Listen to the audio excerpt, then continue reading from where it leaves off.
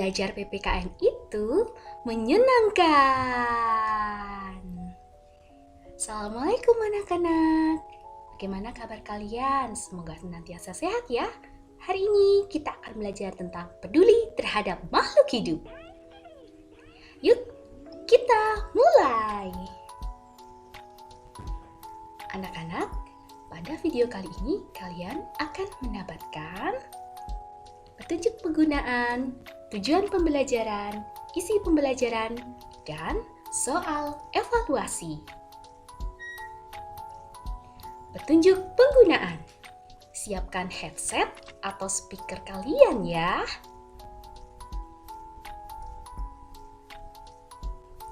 Tujuan pembelajaran. 1. Dengan mengetahui cara memelihara hewan dan tumbuhan, siswa dapat menghargai keberagaman makhluk hidup yang ada di lingkungan tempat tinggalnya sebagai ciptaan Tuhan Yang Maha Esa. 2. Dengan mengamati gambar, siswa dapat menunjukkan perilaku yang sesuai dengan hak dan kewajiban dalam keberagaman makhluk hidup di lingkungan tempat tinggalnya.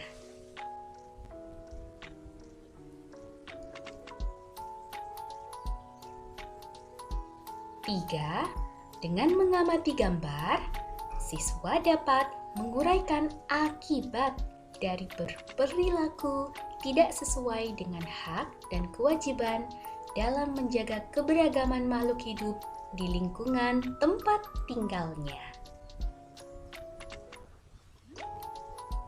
Nah, isi pembelajaran hari ini.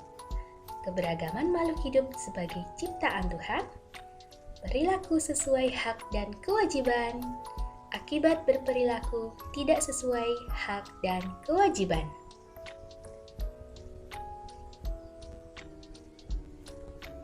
Tahukah kamu, ada banyak makhluk hidup di sekitar rumahmu?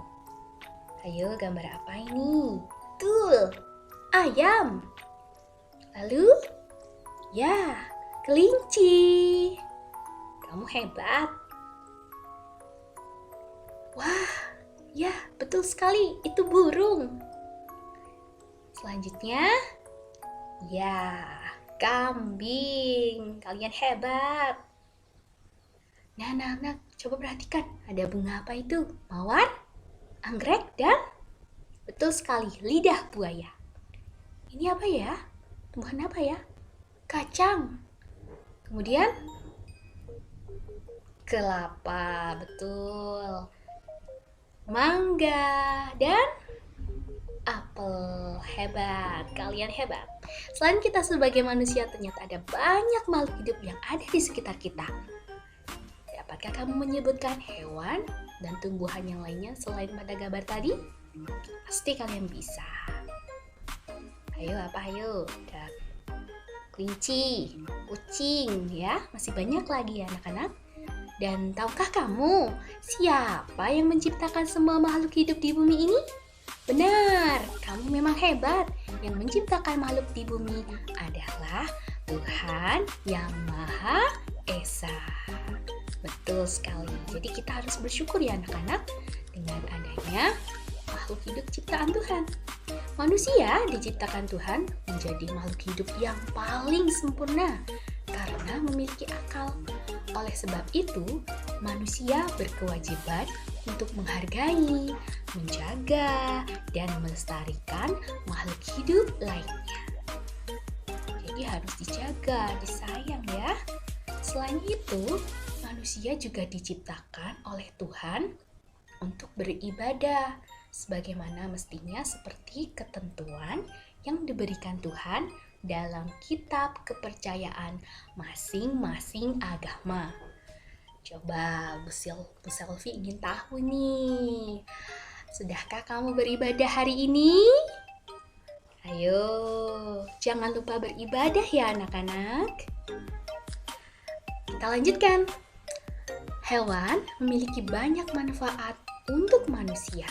Di antaranya dapat dipelihara, dapat dimakan, serta dapat dimanfaatkan tenaganya.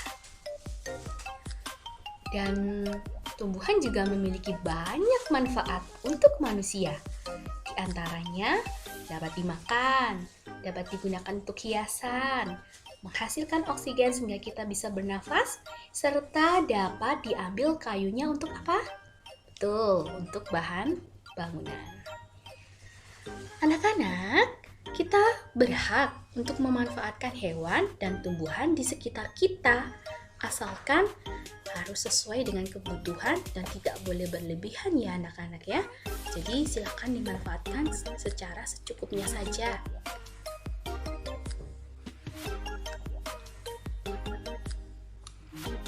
Kita sebagai manusia harus selalu menjaga lingkungan. Menjaga tumbuhan dan hewan merupakan kewajiban kita. Apabila kita memelihara hewan, kita harus rutin memberi makan, rutin membersihkan kandangnya. Dan kalau kita memelihara tumbuhan, kita harus rutin menyirami dan memberi pupuk. Pintar sekali. Anak-anak, kita tidak hanya berkewajiban menjaga hewan dan tumbuhan apabila kita memeliharanya saja. Kita juga harus berkewajiban menjaga semua hewan dan tumbuhan di sekitar kita. Contohnya, kita tidak boleh loh merusak tumbuhan, kita tidak boleh menyakiti hewan, serta kita tidak boleh memanfaatkan hewan dan tumbuhan secara berlebihan. Sekarang kita perhatikan gambar-gambar di bawah ini. Perhatikan anak-anak, manakah yang dapat kamu tunjukkan gambar yang sesuai dengan kewajiban kita menjaga makhluk hidup di sekitar? Nah, ya betul sekali, kita harus memberi makan hewan peliharaan ya. Kemudian kandangnya juga harus dibersihkan. Kemudian menyiram tanaman. Jangan seperti gambar yang tengah itu ya. Pohonnya ditebang, hewannya diadu. Tidak boleh anak-anak ya. Karena kita berkewajiban menjaga hewan dan tumbuhan di mana saja. Salah satunya kita berkewajiban menjaga hewan dan tumbuhan di lingkungan sekitar rumah kita, rumah kalian juga ya. Kita harus selalu menjaga dan melindungi. Dan ada akibatnya loh anak-anak bila kita tidak merawat hewan dan tumbuhan di rumah dengan baik. Perhatikan itu, hewan peliharanya bisa mati, tumbuhan akan kering, mati pula deh. Nah, rugi kan? Nah, kalau kalian tidak ingin seperti ini, harus dijaga. Nah ini, jangan sampai rumah menjadi bau, karena kandangnya kotor. Apalagi rumah yang tidak punya tumbuhan anak-anak. Ya, perhatikan, terlihat gersang ya rumahnya ya. Nah, dari pelajaran ini, Selfie punya sesuatu. Apalagi akan Bu Selfie munculkan. 1. Ya, tara, soal evaluasi.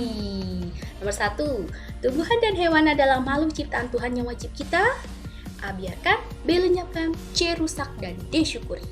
Oke, silakan dikerjakan di buku tugas ya. Kemudian nomor 2, cara menghargai makhluk hidup di sekitar kita yang merupakan ciptaan Tuhan yang Maha Esa, yaitu A. merusaknya, B. merawatnya, C. menyakitinya, D. membunuhnya. Ayo, yang mana yang tepat?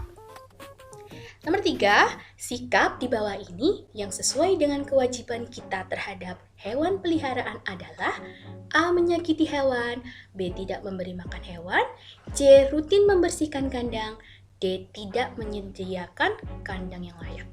Yang keempat, salah satu contoh kewajiban kita terhadap tumbuhan di sekitar kita adalah A. merusak tanaman, B. menikmati oksigen yang dihasilkan tanaman, C. menikmati keindahan bunga yang mekar, D. menyiram dengan air dan memberi pupuk. Soal kelima, hal yang tidak termasuk akibat apabila kita tidak merawat hewan dan tumbuhan di lingkungan rumah adalah A. tumbuhan menjadi kering dan mati, B. rumah menjadi bau karena kandangnya kotor, C. tumbuhan di taman menjadi subur, D. hewan peliharaan akan mati.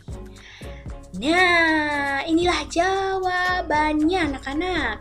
Coba kalian cocokkan jawaban kalian ya dengan tampilan berikut. Kalau jawaban kalian benar, skornya 2. Kalau jawaban kalian salah, skornya 0. Coba ya, jawaban nomor 1 apa ya? Tara, 1 jawabannya D. Kemudian 2, B.